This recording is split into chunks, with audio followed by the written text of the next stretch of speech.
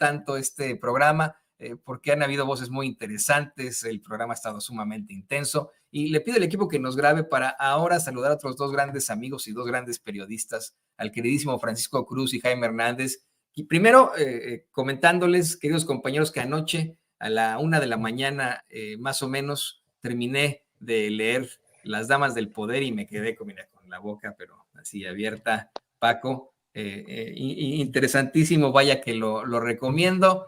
Qué fuerte con lo que terminas en cuanto a la gaviota, la maldad absoluta de la jerarquía católica en México, la resistencia que existe, ¿no? de esa iglesia, ay, se me fue cómo lo plantea, es una iglesia que responde y que no está de acuerdo con el ultraderechismo absoluto de la Iglesia Católica. Pero bueno, te saludo, Paco, ¿cómo estás? Bienvenido a Cinesio.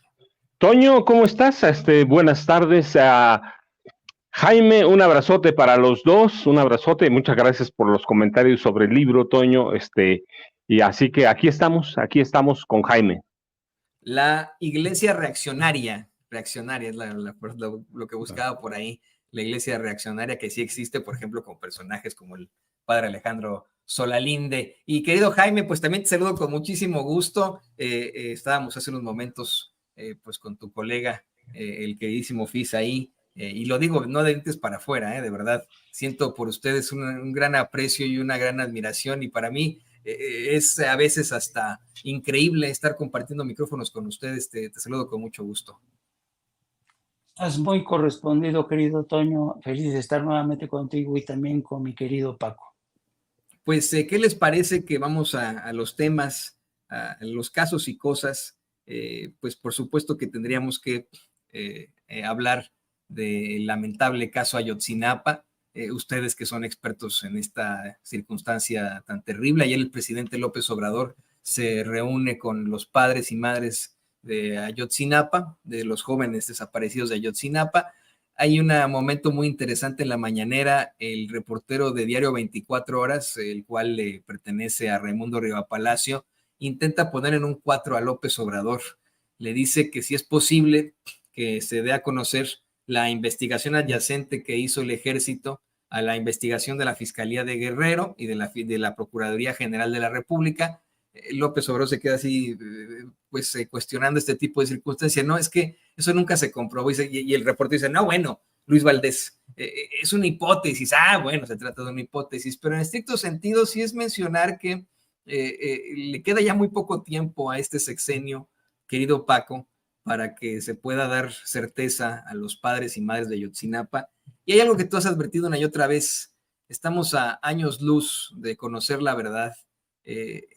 Con lo último que han encontrado, con los datos que supuestamente le estarán presentando los padres y madres de Ayotzinapa este lunes, con lo que estarán revelando estos padres en lo consecuente de lo que les dieron a conocer ayer, ¿sigue en pie ese planteamiento tuyo? ¿Crees que todavía falte muchísimo para saber la verdad en cuanto a Ayotzinapa?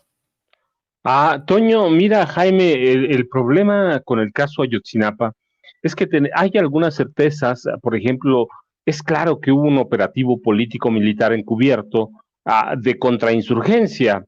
Es claro que el ejército estuvo ahí desde el principio, con autorización o con orden o no de los altos mandos, pero que sí tuvo que haber por una razón.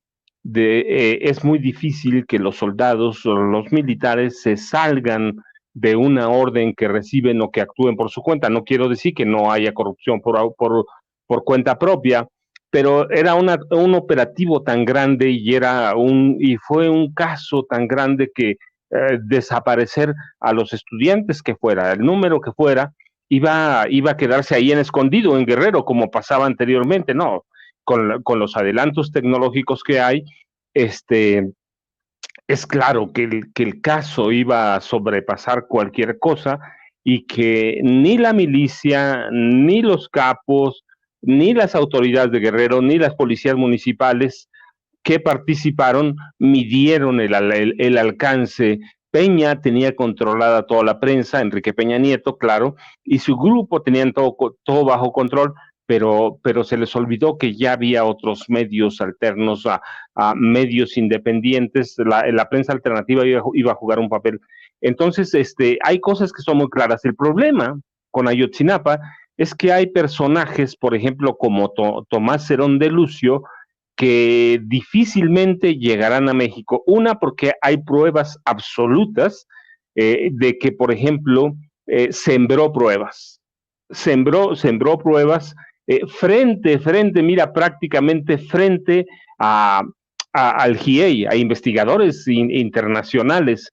Así que sembró pruebas. Segundo, también hay pruebas sólidas, porque hay grabaciones de que participó en la tortura, que él fue un torturador de personajes que fueron relacionados al caso Ayotzinapa, y después eh, ya hay cuántos muertos por el caso Ayotzinapa. Entonces va a ser muy complicado. Sí se van a aproximar, yo no tengo duda que va a haber muchas aproximaciones, pero no es lo mismo una aproximación, o esta puede ser la verdad, y aunque haya pruebas sólidas, a decir, esto fue lo que pasó y estos lo desaparecieron porque muchos ya están muertos. Y por otro lado, también hay que aclarar, es que pueden ser los exfuncionarios o los funcionarios en el gobierno de Peña, los militares de aquel entonces, pueden ser torturadores y corruptos, pero tontos no son, ¿eh? Tontos no son. Muchas pruebas las desaparecieron, las quemaron, las destruyeron. Así que va a ser complicadísimo, complicadísimo.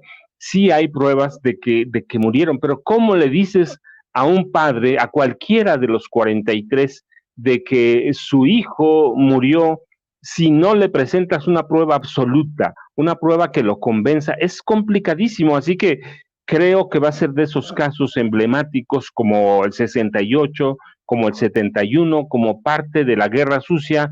Mira cómo le dices a la gente, pues mira, en cada vuelo de la muerte desaparecieron entre 8 y 10 paquetes, pero no sabemos quiénes eran. Es complicadísimo, las pruebas se destruyen, así que yo dudo, no dudo de la buena voluntad del presidente López Obrador, creo que ha dado muestras de sobra que tiene buena voluntad. No dudo de la capacidad de Alejandro Encinas, a Rodríguez, que coordina todos, la comisión para encontrar la verdad del caso Ayotzinapa. Sé que él desde la primera investigación que se hizo, sé que tiene los expedientes o los tenía en su oficina en aquella época del Senado. Sé que tienen muchas cosas. El problema es que muchas pruebas ya desaparecieron, muchos testigos o participantes desaparecieron, muchos cómplices están muertos también, así que para mí va a ser complicadísimo que el presidente de aquí a octubre a septiembre de 2024 le pueda convencer a los padres de que sí están muertos y esto fue lo que les pasó. Va a ser muy complicado, Toño. No, yo no lo dudo de muchas cosas. Hay pruebas de que hubo narcotraficantes, hay pruebas de que hubo autoridades y hay pruebas de que hubo militares, pero hay pruebas también de que hay una gran conspiración de silencio desde el sexenio pasado, y que en esa conspiración del silencio también participaron empresarios mineros que tienen muchos intereses en el estado de Guerrero. No, y fíjate, Paco, Jaime, querido público consentidor, precisamente aquí en Sin Censura, el padre de Solalinde nos ha dicho que ha tenido pláticas con los padres y madres de Ayotzinapa, y con mucha dureza nos revela que él les ha dicho para lo que pinta esto, evidentemente, ¿no? Que no vayan a encontrar ellos a sus hijos con vida. Eso es lo que él les planteó desde un principio. Nos comenta que la razón por la cual los padres y madres de Ayotzinapa siguen exigiendo esta máxima de vivos se los llevaron, vivos los queremos, es porque de otra forma no les hubieran hecho caso. Es parte de su lucha, y están ellos convencidos de una realidad muy adversa en definitiva. Por cierto, hago la aclaración, no quise decir yo que fuera un reaccionario el padre Alejandro Solalinde, todo lo contrario. Para mí es un hombre muy congruente y admirado también. Me refiero que él pues reacciona a la élite católica, a la jerarquía tan cuestionable que tenemos en México, no se vaya con la finta. Y le pido al equipo que nos grabe. Jaime, ¿tú qué opinas? ¿Cómo ves pues la conclusión no del caso Ayotzinapa, sino la conclusión de la investigación de este gobierno del presidente López Obrador a cargo de Alejandro Encinas y de los fiscales. ¿Cómo ves? ¿Qué nos depararía este año que le queda, año y cachito que le queda al sexenio para darle concesión a los padres de familia? Pues fíjate que yo coincido, suscribo todo lo que ha dicho Paco, el maestro Paco. Él ha despunteado perfectamente cuáles son los obstáculos que enfrenta y ha enfrentado este gobierno, el pacto de silencio, estas complicidades al interior de la Fiscalía General de la República, del Ejército, del crimen organizado y de las más altas esferas del poder político, porque no podemos olvidar que esto se dio bajo la mirada de Enrique Peña Nieto, y Enrique Peña Nieto fue uno de los principales actores y su gobierno fue uno de los principales responsables en esta labor de ocultamiento de la información. Por eso creo que el gobierno de Andrés Manuel López Obrador se ha enfrentado realmente a una labor que yo la calificaría que es toda una odisea para conocer la verdad. Ahora bien, a mí me gustaría centrarme más bien en esto que sigue causando terrible frustración e irrita hasta cierto punto al presidente de la República. Me refiero a toda esta desinformación que ha rodeado a este caso, ¿no? Y a toda este conjunto de organizaciones, ONGs, personalidades que han hecho todo lo posible. Algunos de buena fe tratando un poco de arrojar luz, de dar esperanza a los padres de que este tema se va a resolver, pero otros actuando con una agenda oculta que tiene que ver con, básicamente, con sacar raja política de esta tragedia. Y a mí me llama sobre todo poderosamente esta marea de desinformación que sigue generando confusión, recelo, dudas, sobre todo entre los padres, y que están aprovechando medios de comunicación y partidos de la oposición.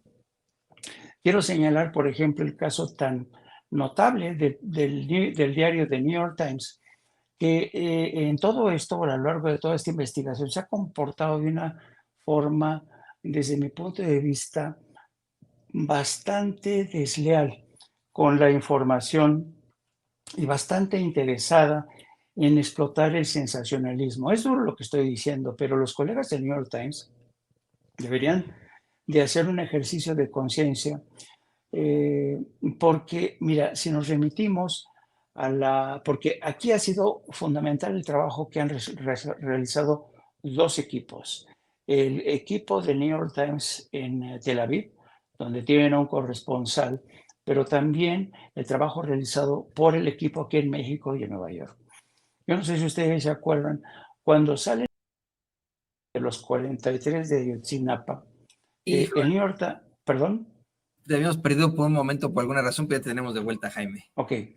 No sé si me perdieron el hilo de donde estaba. No, estabas hablándonos de cómo, de la manera desleal en la cobertura muy sensacionalista del New York Times y de estas pues dos corresponsalías, la que tienen en Tel Aviv, la que tienen en Nueva York y la que tienen en México con Natalie Kitroif. No, pero... Exactamente.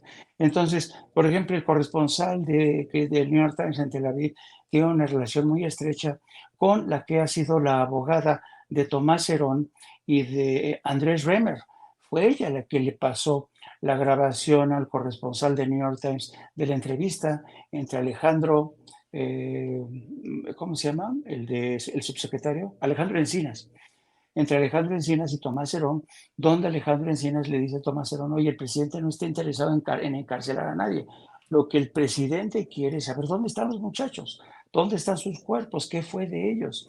Y claro, Tomás Herón se negó en redondo, porque Tomás Herón está siendo protegido por poderosos intereses. Él está en vías, está tratando de conseguir la nacionalidad para dificultar aún más su extradición.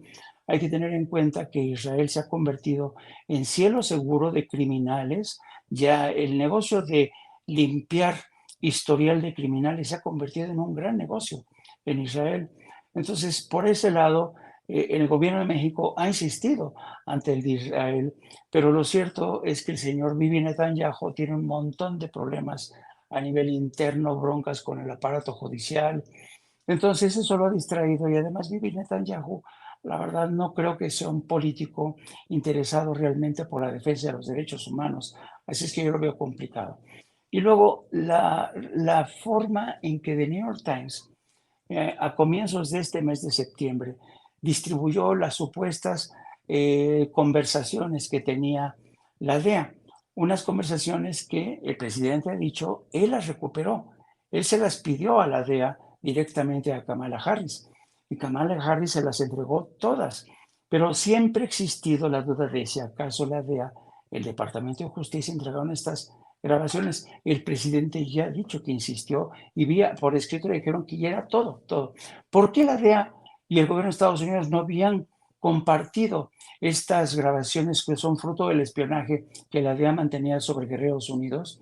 Pues porque la DEA no le tenía confianza al gobierno de México, el gobierno me refiero de Enrique Peña Nieto, porque sabía que hay vínculos de los narcos de Guerreros Unidos con policías municipales, estatales y con algunos elementos del ejército que por cierto ya están detenidos y encarcelados. Entonces, apenas la primera semana de septiembre, el New York Times se dio la tarea de difundir estas supuestas grabaciones, las vendió como una exclusiva. Lo que es más, envió correos electrónicos. El New York Times a mí me enviaron un correo electrónico, la gente del New York Times, para decirme, ¿no le interesa entrevistar a los reporteros del New York Times que tienen esta exclusiva? Le dije, no, gracias, no es exclusiva. Esas grabaciones ya las tiene el gobierno de México desde que se les entregó Kamala Harris, pero ellos insisten que es exclusiva. Entonces, a mí lo que me pudre realmente es esta campaña de desinformación en la que han participado medios de comunicación como The New York Times, en la que se han sumado de forma bastante entusiasta medios de comunicación mexicanos. Y además, yo estaba viendo, por ejemplo, ¿quién fue? Creo que así fue un reportero de Milenio, que creo que fue a comienzos de esta semana, que precisamente en una mañanera le pregunta al presidente, señor presidente, ¿usted va a dar a conocer sí o no las grabaciones? Porque el New York Times dice que hay grabaciones.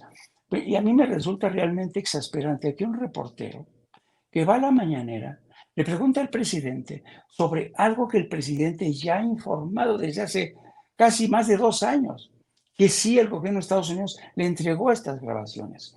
Entonces, si tú sumas desinformación, falta de profesionalismo y todos estos pactos de secretos de silencio, te das cuenta del nivel de frustración que ha acumulado el presidente, que todos en la reunión que tuvieron con los padres de familia, les digo, les vamos a entregar todo, se los vamos a entregar todo y el presidente ya no sabe cómo convencer a los padres, pero claro, llegan unas voces y otras susurrándole al oído de los padres, no les están diciendo todo, no les están entregando todo. Y yo creo que eso ha dificultado muchísimo, muchísimo.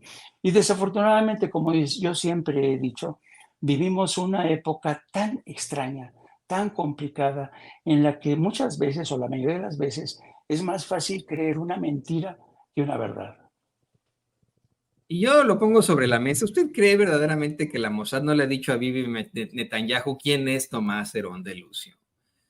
Nada más aquí, con mucho respeto para el pueblo judío, pero pues si ellos consiguieron llevar hasta sus juzgados a Adolf Eichmann, ¿por qué no nosotros podemos tener este sujeto que ha sido considerado uno de los pues torturadores del caso Ayotzinapa, fabricadores de delitos, en una circunstancia que vaya que nos duele? ¿No podrían concientizar eso? Tienen en sus manos a un hombre acusado de delitos gruesos en México, pero bueno, pues ahí está la historia. Lo digo, insisto, ¿no? Con mucho respeto para el pueblo judío. Y le pido al equipo que nos grabe, compañeros, hay otro tema verdaderamente escabroso que resulta en una controversia absoluta.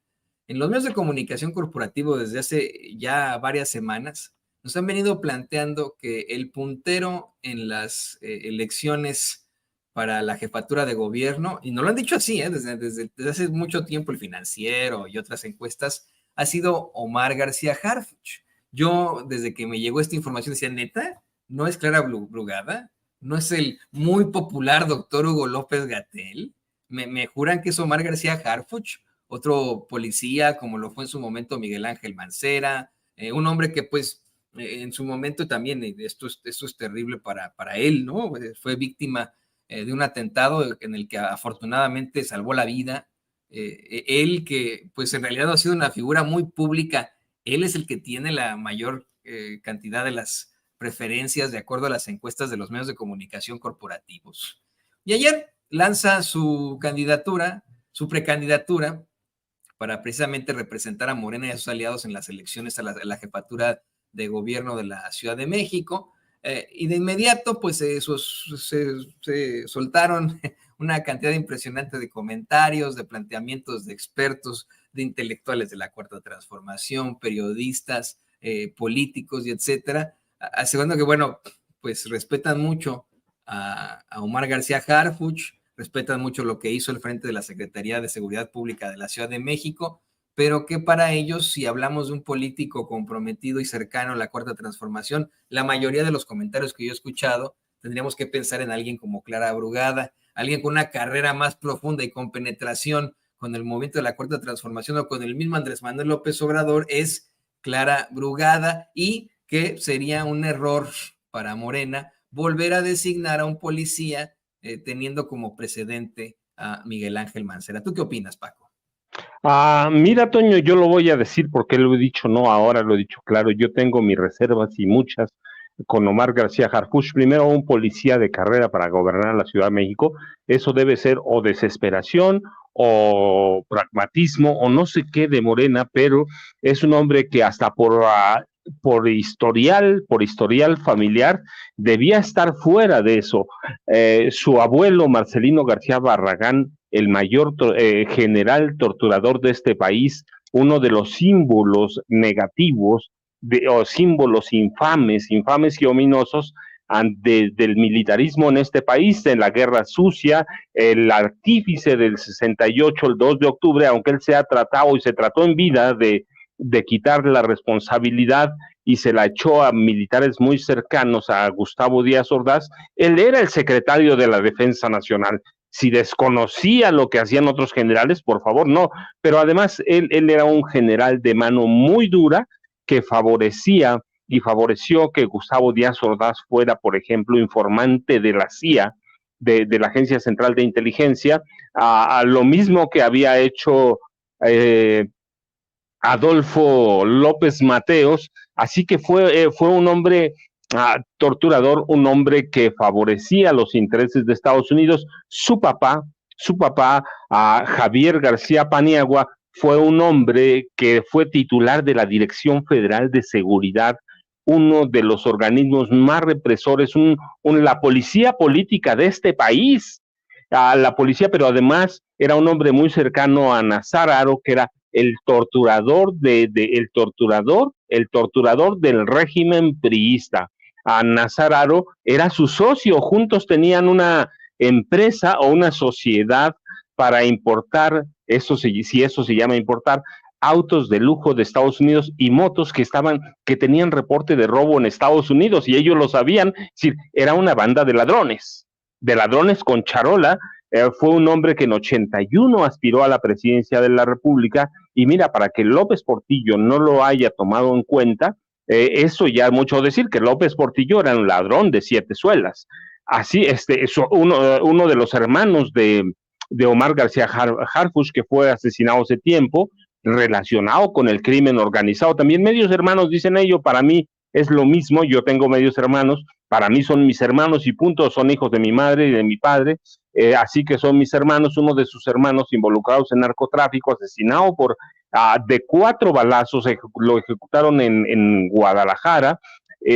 Tenía pactos con el crimen organizado. Omar García Harfuch, yo lo documenté, y porque lo escribí en García Luna, El Señor de la Muerte, una vez que Claudia Sheinbaum Pardo lo nombra como titular de la Secretaría de Seguridad Pública, controla una mafia de policías que viene de una vieja hermandad mafiosa.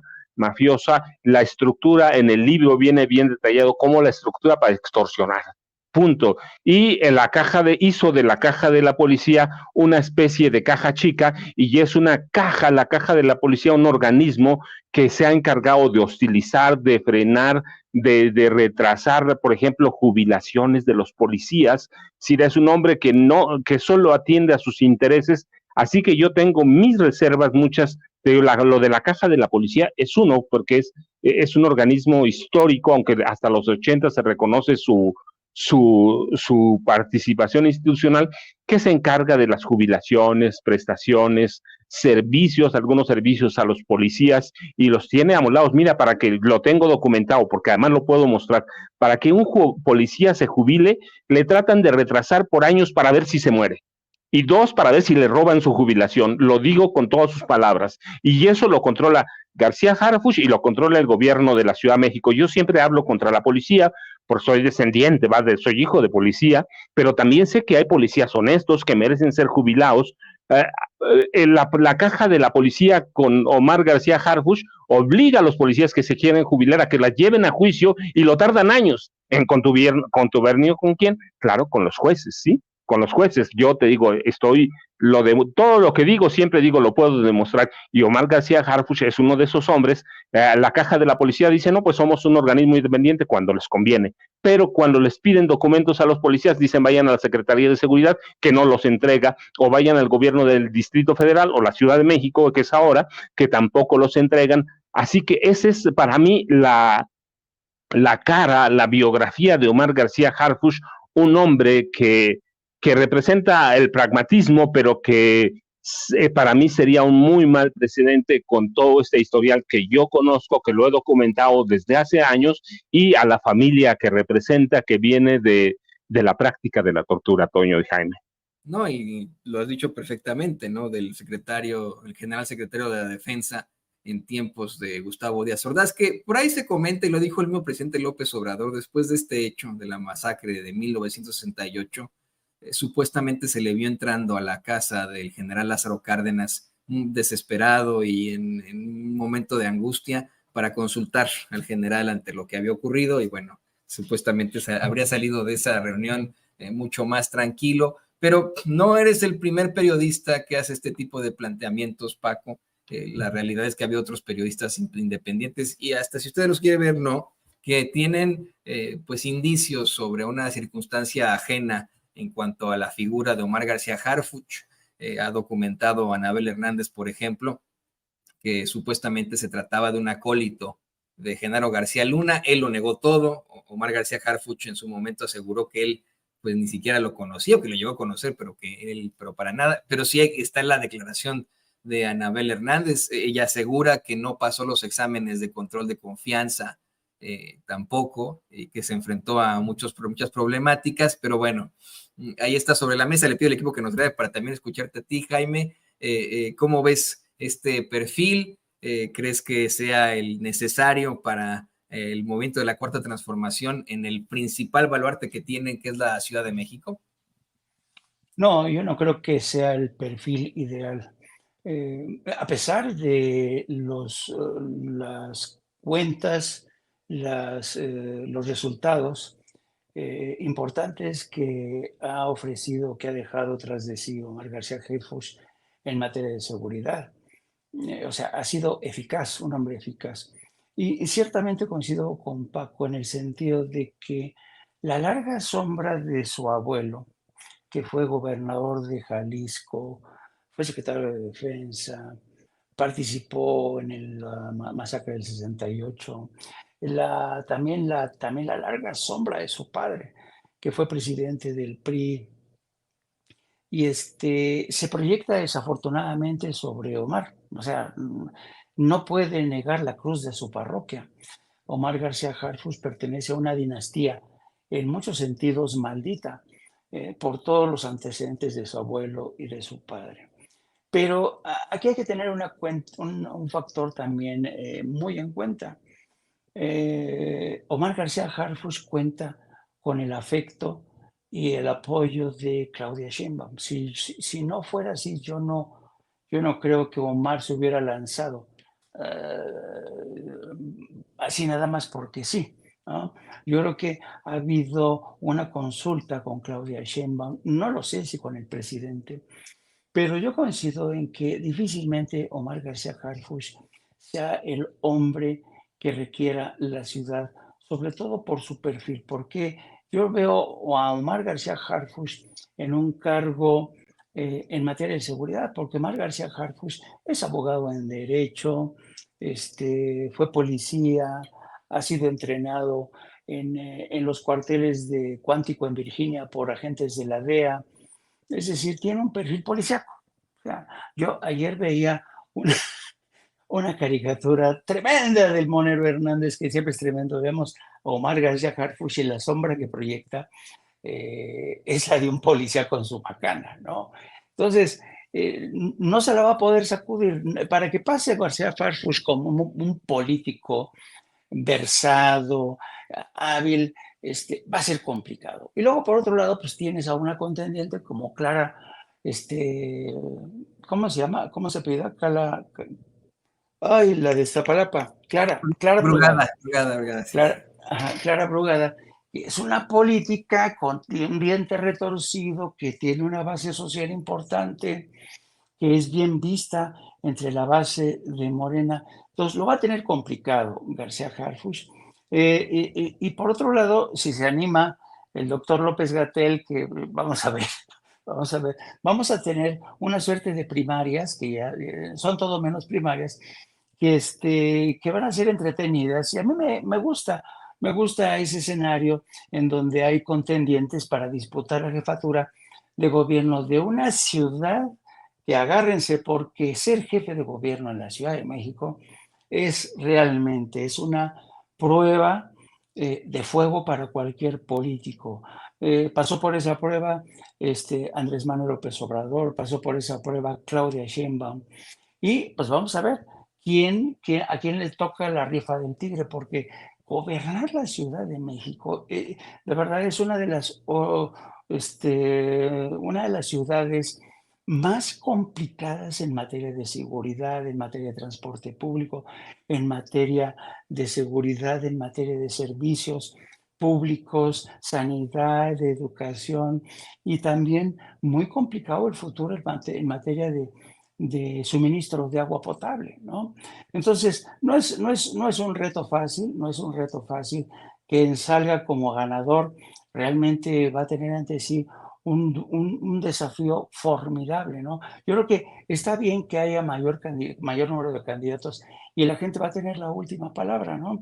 Pero Omar García Harfuch, la verdad, yo preferiría verlo en un cargo bastante acotado por un político o una política que lo supervisen, porque Omar sabe lo suyo en materia de seguridad, pero en materia política yo dudo mucho que Omar García Harfuch tenga la estatura política para realmente estar a la altura de tomar las riendas de la Ciudad de México.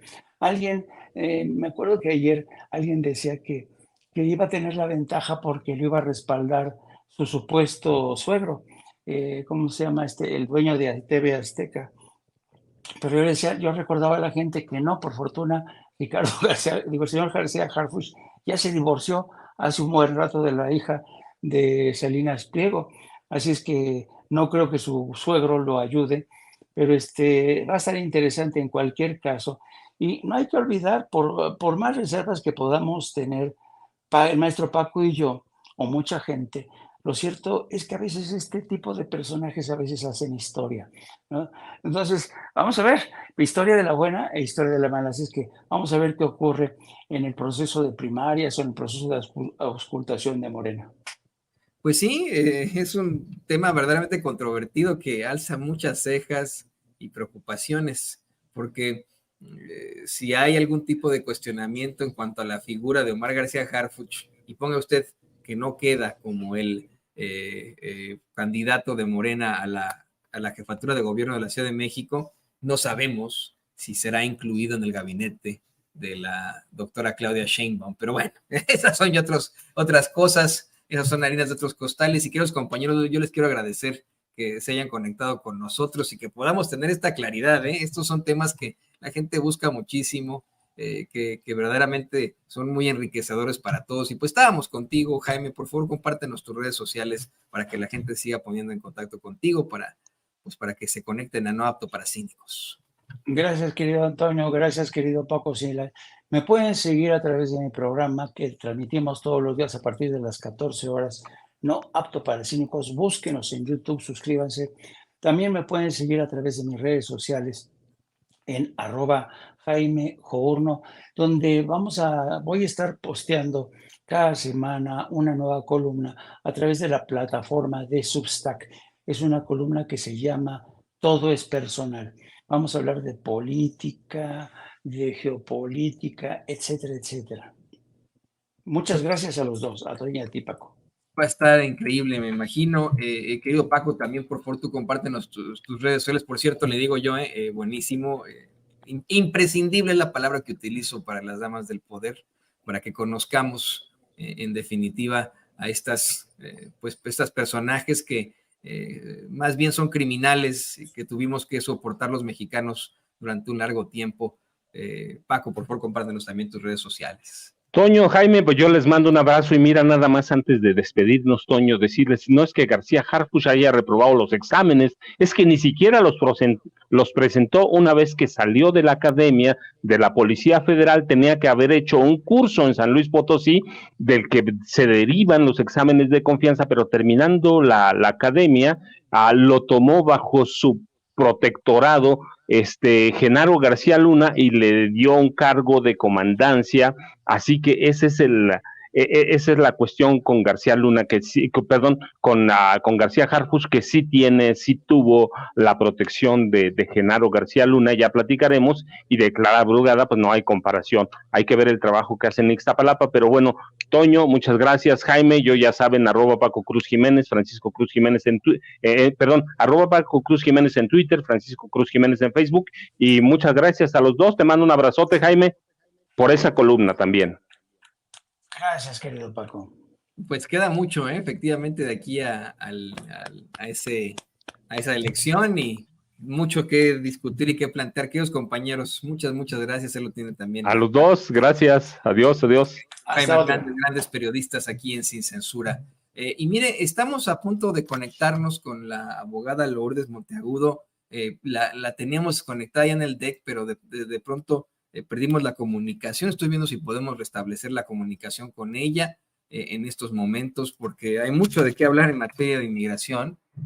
Le quiero pedir al equipo que nos grabe, porque mire, pues nuevas declaraciones infames de Donald Trump. Vuelve a amenazar con que va a, pues supuestamente, hacer circunstancias terribles en cuanto al tema binacional. Donald Trump salió a decir en una entrevista que pretende militarizar la frontera con México si es reelegido en 2024. Ya en días anteriores, ante una periodista, aseguró que pues a él le va a valer el presidente que quede en México, el presidente en turno, que si él quiere invadir México lo va a invadir. Algo que hemos platicado aquí en Sin Censura una y otra vez.